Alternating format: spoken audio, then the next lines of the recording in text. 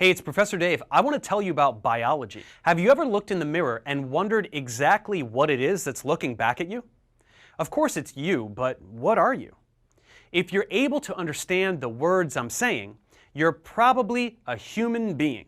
But whatever you are definitely a living organism, as you fulfill all the criteria we have to define what life is and does. You move around, you use energy, you respond to stimuli, and you reproduce, or you will one day, so you don't disappoint your parents. So what are living organisms made of exactly? There are many ways to answer that question. It just depends how deep you want to go.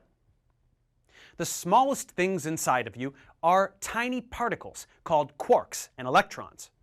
These come together to make atoms, which make up molecules, which make bigger molecules, until we eventually get to a cell.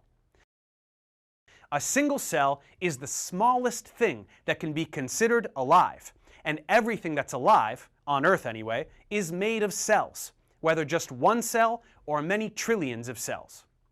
From bacteria to human beings, we are all made of cells. If you want to know more about quarks and other particles, you'll want to study some physics.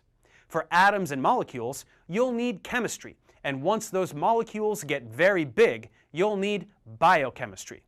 But once we get to an entire cell, we must be studying biology, because cells make up life, and biology is the study of life. Biology can be tricky to teach because it's often the first science we learn in high school, which means we sometimes have to learn things that will be difficult to understand because we haven't yet learned about the subjects that biology breaks down to. Nevertheless, if you're a young high school person learning biology for the first time, you've come to the right place, and you can feel free to start your scientific journey right here. If you're a bit older and looking for more comprehensive knowledge, these tutorials are for you as well. But it may be best to first go back to some of my other tutorials in order to learn about the things that make up cells. We hear that DNA is the genetic code, but how? To many, it seems like magic.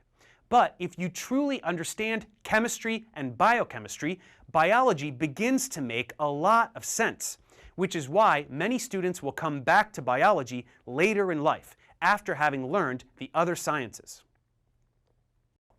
Remember, the more we know about nature, the less and less it seems like magic. What's amazing about nature is how tiered it is, with so many different realities to explore at various levels of size. Every time we zoom out a couple orders of magnitude, a new and more complex reality emerges from the prior, like the way the complexities of a cell and its functions would be impossible to predict just from learning about small molecules, and the way that human behavior is so much more complicated than mere cellular processes can immediately account for.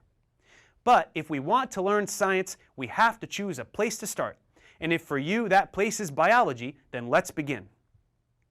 In this course, we will learn about the parts of the cell, a variety of single-celled organisms, and the way that these evolved over a few billion years to become all the living things on Earth today.